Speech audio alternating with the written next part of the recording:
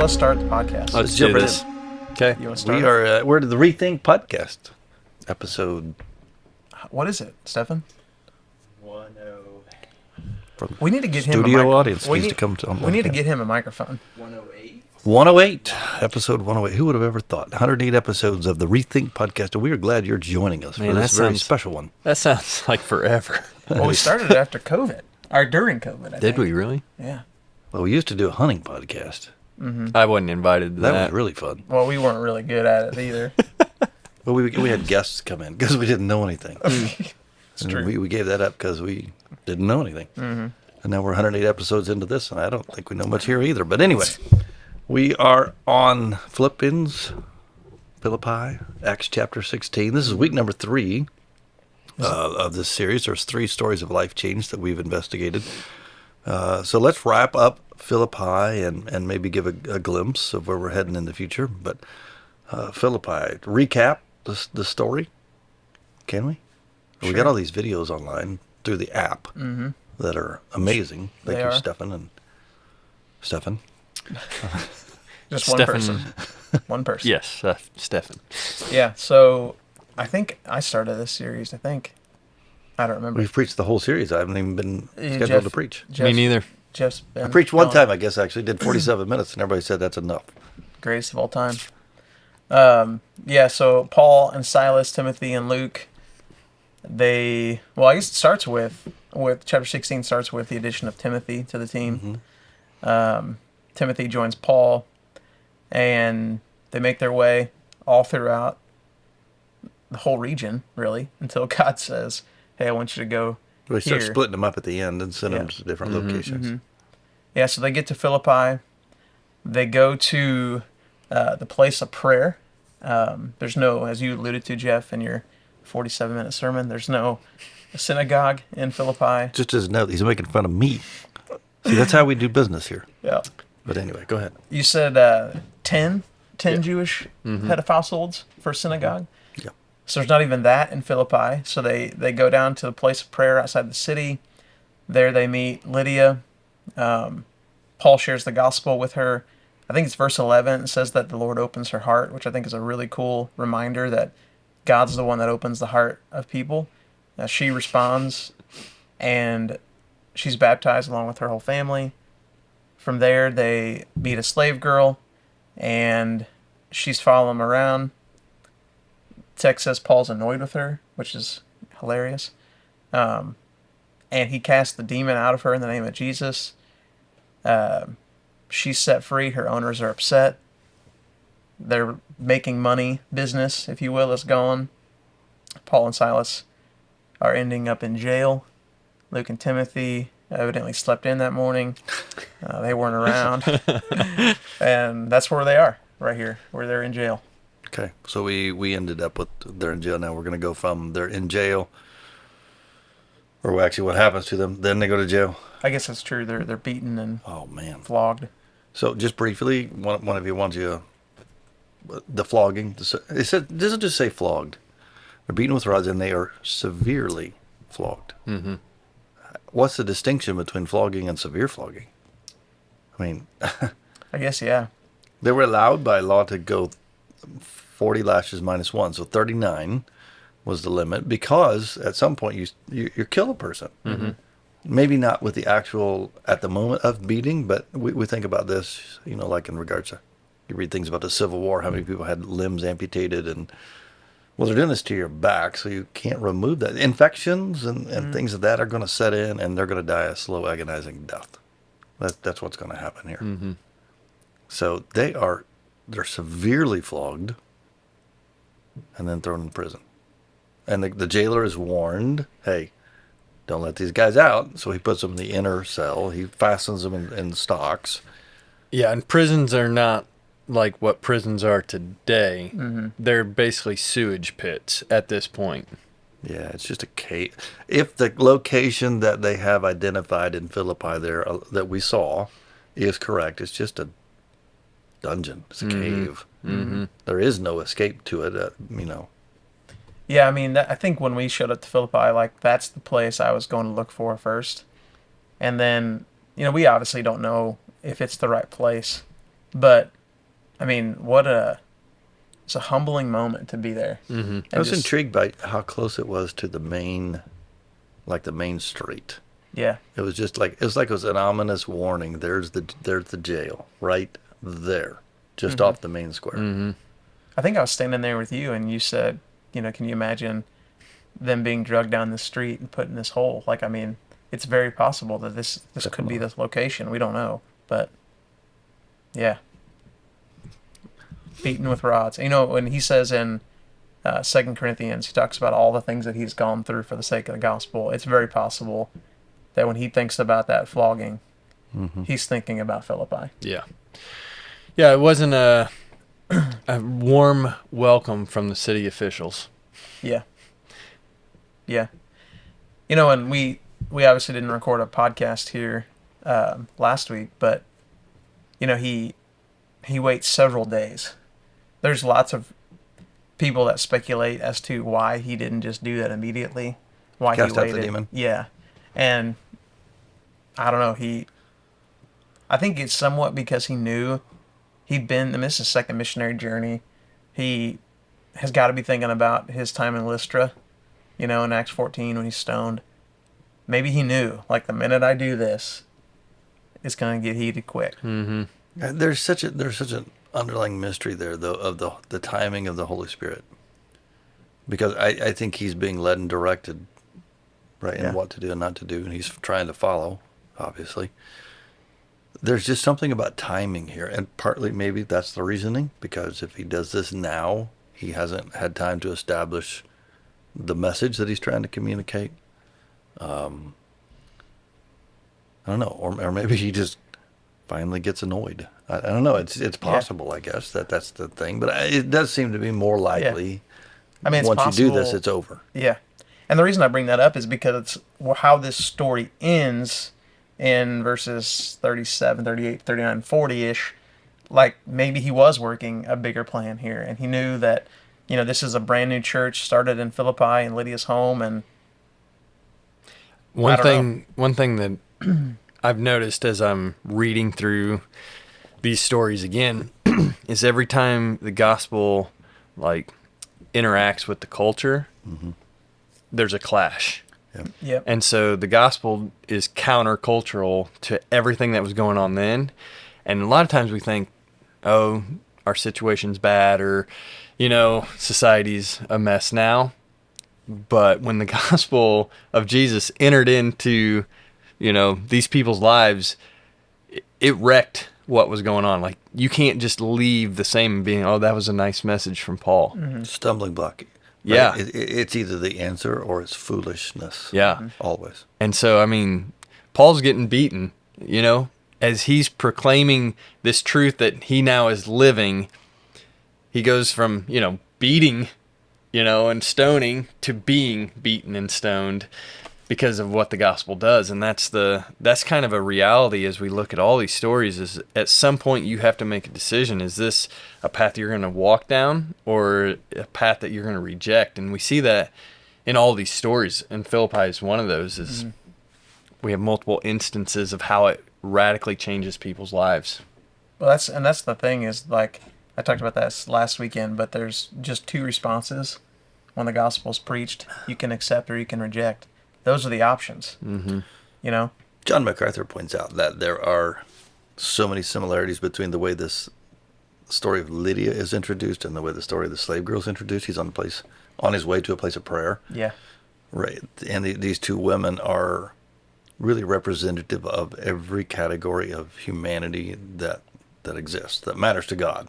Right. We divide people in by race, by economic status, by gender, by age, all kinds of things we separate people by.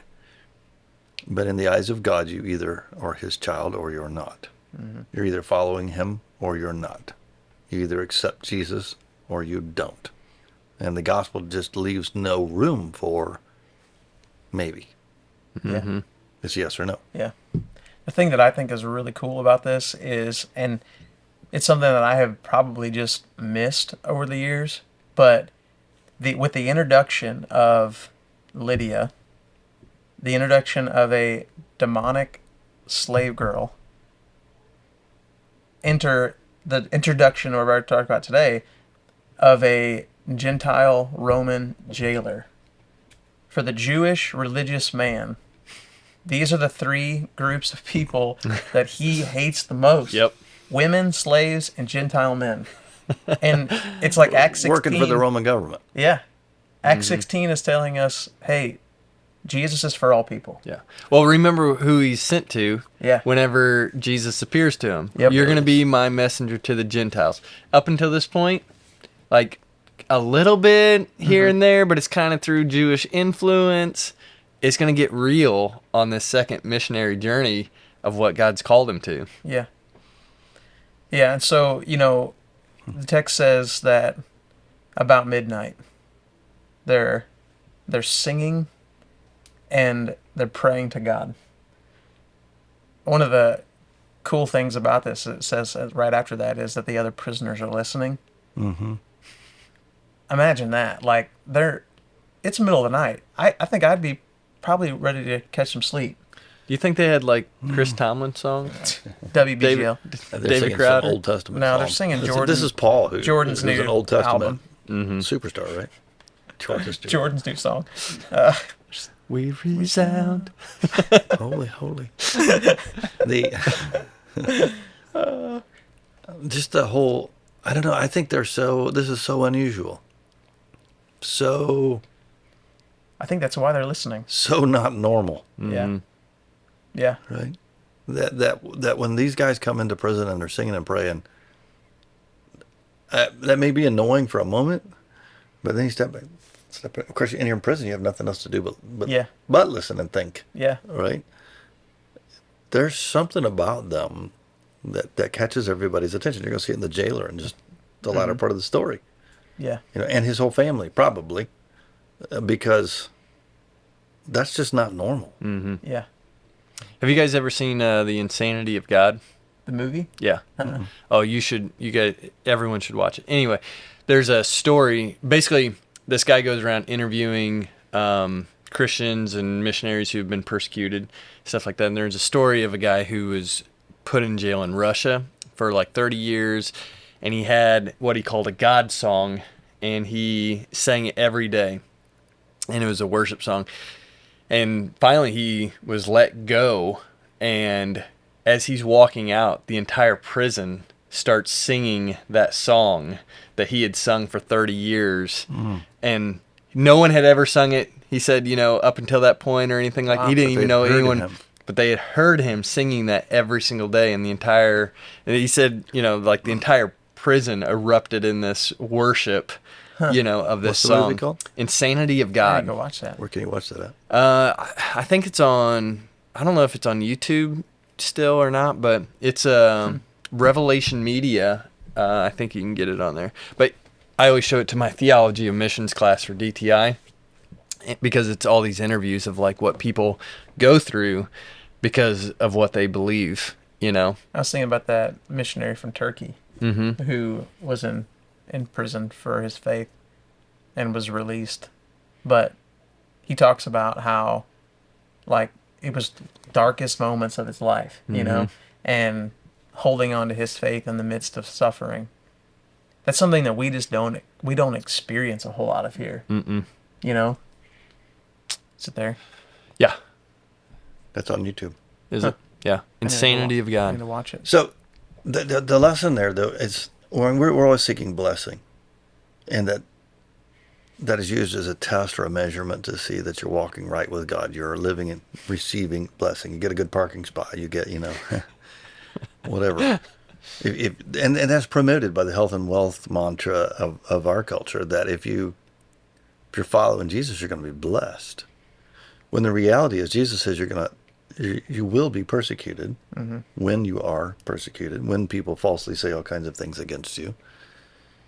I think, not that we want to seek persecution, but great transformation and testimony happens when we face adversity and we keep our focus upon Jesus. Yeah. That's what James says. Consider it pure joy, my brothers, when you face trials and tribulations.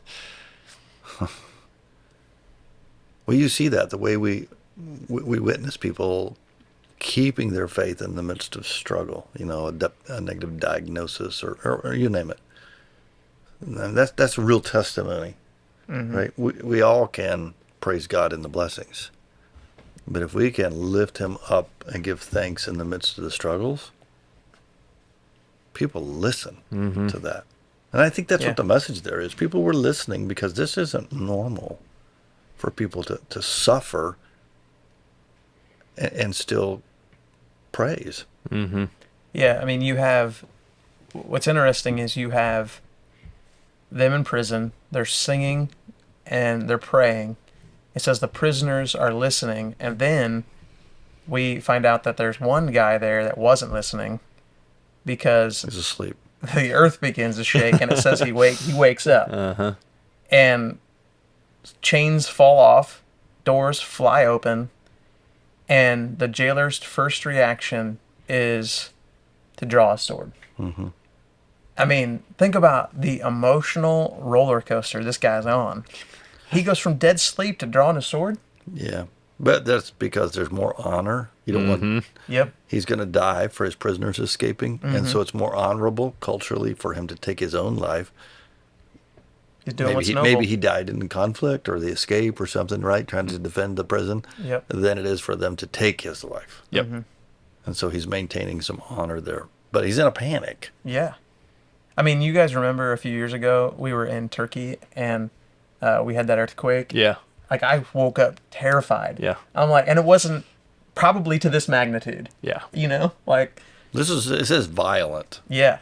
Well, and it's a very specified location too. Yeah. True. I was going to say, that's the thing we learned in that whole region of Philippi, too, is there's no first century buildings because of all the earthquakes. Yeah. Right. Earthquakes are not normal, but But unusual. this one's unique. I mean, when it says the chains come loose, the doors come open, the chains come loose, that's not just an earthquake. No, it's a big one. God shaking things up. Yep. Yeah. Right. And they stay there. That's what I I guess think that's the key to the story. It's crazy too. Is like, Paul shows us in a little bit he's not leaving even when they let him go. yeah, true, true. But yeah, I mean, the jailer wakes up and his first reaction, like it says, draw a sword. But then out of the darkness, Paul says, "Hey, hold on, we're all here. Don't harm yourself." Mm-hmm. So he calls for lights. He goes over there. The earthquake took the electricity out. Yeah, that's definitely generator shut down then. Power grid gone. Yep. So, but yeah, all the prisoners stay. What in the world did Paul and Silas have to? What did they communicate that they wanted to stay? Right. I mean, so he comes rushing in and falls before him, the text says. Yep. And the question that he asks is interesting. Maybe this is the other line of reasoning for the slave girl. Maybe the testimony that the demon had been offering, that whole concept of demonic speaking through, that's where the idea of ventriloquism comes from. Mm-hmm. So she's the dummy that the spirit has been speaking through. Maybe that testimony, why are these people being thrown in my prison? Well, the demons said, and he's telling people what they need to do to be saved, right? so he probably knew it and heard Well, it. I'm assuming that's the charge that's been leveled against Yep. them. Yeah, you're right. And so, what must I do to be saved, he asks. Right? Well, yeah, he calls. He's like, okay, this is not Yeah. normal. Yeah, he calls his prisoners sirs. Mm-hmm. Like, there's an immediate change in, like, Totally. immediate. What must I do to be saved? So the demon's testimony, I think that Satan's a liar. That's obvious from Scripture. Yep. He's the father of lies, but he masquerades as an angel of light. He told the truth to get people to later believe a lie. Mm-hmm. Right? So I think, this is my theorization on this, but this slave girl, if they don't cast the demon out of that slave girl, eventually she's echoing the message of Paul and Silas. When they leave, she becomes a spokesperson. Right? And so now the demon has to be cast out so that can't happen, because the devil's telling the truth so he can lie later, which is his strategy. But that testimony of the demon may have led to the jailers partially understanding who these guys are, although they have been praying and singing in prison too. So they've verified that, but I don't know. I find that fascinating. That His is a first cool question. connection. His first question is, "What must I do to be saved?" I'm just thinking like, there's a really easy, like, what kind of earthquake do you need in your life to, but like seriously, like sometimes you need to be shaken. Here's the thing. I think sometimes that's what it takes for people. Mm-hmm. Like it does take the lowest of lows. I've heard desperate parents, like desperate for their kids to wake up and change, actually have prayed, Lord, do whatever it takes, which is a scary thing to pray, because earthquakes aren't just ground shaking. Yeah. Right. They're tragedies and struggles. And, It breaks rocks. oh, man. I think the thing that really hurts the most in watching people respond to some of the lows is that I've been involved in multiple situations through ministry where people come to you and they're in that low part, right? And they're almost ready. They don't ask the same question, though. And yeah, exactly. And then all of a sudden things start to look like they're going to get a little bit better and they never actually make the decision. And man, So his response to them is they need to believe, which ticks me off. Because right here, Paul doesn't give us everything we need to know was about gonna say. how to be saved. well, you imagine like, what Well- must I do to be saved? And Paul's like, well, actually, it's nothing that you can do, like, but Believe. believe. So then immediately he and his household were baptized. Well, first he washes their wounds. Which I think is crazy. You imagine you were not talking about this yesterday. You think his kids ever watched him wash the wounds of any other prisoners? No. Not a chance. But you're making an assumption, first of all, that he had kids, Well, it says his household. his household. Could have been slaves, servants. Could have been a Yeah. wife. Could have been. Yeah. Doesn't have to, well, I just brought that because sometimes people use these two texts to, like households, acceptance. Yeah. That's infant baptism. Well, not every house has a baby in it. Yeah. Right. So, Well, when he says like you can be saved, you and your whole household, like what he's saying there is not the decision of the father makes his household saved. He's really communicating your household as well can be saved, as well as the rest of the city. but the same criteria applies to them as did him. Yep. Do you believe? Yep. So, they had to be capable of knowing and believing. Yeah. Sermon's getting longer Side as we note. keep talking. Yeah, I know. That's why it's 47 minutes. So the jailer, he washes their wounds. Everybody witnesses that, and he and his household are baptized. He brings them into his house and sets a meal before them. And I love this phrase. He's filled with joy. Why? Because he has come to believe in God. That's a huge thing in this story. He has what Paul and Silas have. Peace surpasses understanding, Yep. right? Joy in the midst of all circumstances. This is a beautiful. I love this story. Why did I let you preach this? I don't know. You Are you make the preaching it at schedule Clay around County? here. No, Who's preaching in Clay County? Maybe I could do Ben, that. Ben V. you can just kick him off. Guy makes a schedule around here, so Oh, that's a beautiful story of transformation, right? I like the little teaser at the end. The magistrates come, let them go. And Paul says, "Nah, not so easy." the officers come. I'm a Roman citizen. Yeah, the officers come, Pulling the card. and then he makes the magistrates come, and I wonder why though. Like, again, we talked about this a little bit, but like he never says. He could have ended this whole thing. Yeah, I think Paul is he's He's playing the long game. 100% being led by the Spirit, no doubt. Sure. Yeah. But Paul is a smart dude, and he knows that the gospel is bigger than just himself. And so he's willing to, I think he really is willing to sacrifice his own comfort in order to make sure the gospel goes to the highest levels, to the most influential, because that's where he knew it was going to. So, but think about the spread. implications of that statement. He is willing to take a flogging, a severe flogging, instead of just saying, I'm a Roman "Whoop, citizen. I'm a Roman citizen." You can't do that without a trial. Yeah, He could have not been beaten that night, right. but he didn't do that. And you see it as a pattern Paul does all the way to the very end when he appeals to Caesar in Rome. Like he keeps proclaiming the gospel message despite his discomfort and he's letting his own rights be, I put get it. secondary. Honestly, got to tell you, I'm not there. That's I mean, a tough if I one. had a way out of that one, Yeah. I'm taking it. Yeah. I mean, I'm pretty sure that's what he is just so clearly being led by the Spirit. He's got perfect peace no matter what circumstance comes. You think Silas was like, "Hey man, let's just tell him I the think news." Silas is like, shut up, man. Uh-huh. He's like, just tell him. Just tell him. Come on. You're in charge here, man. Just tell him. I don't know. I mean, so the magistrates, they say, "Hey, here's the deal. You're free, but please leave." Mm-hmm. And they're obviously gonna do that, but there's Not yet. one more place they gotta go.